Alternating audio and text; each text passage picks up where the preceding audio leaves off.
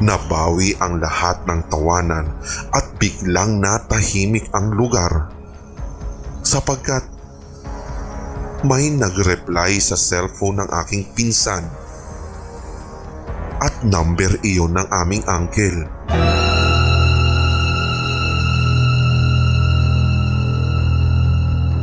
Nang hilakbot ang lahat matapos basahin ng aming pinsan ang reply ng text na nagsasabing,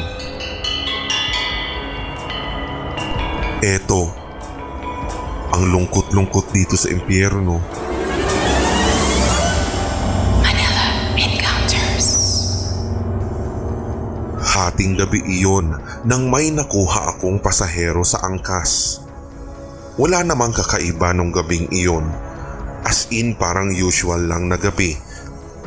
Sinundo ko siya sa pick-up point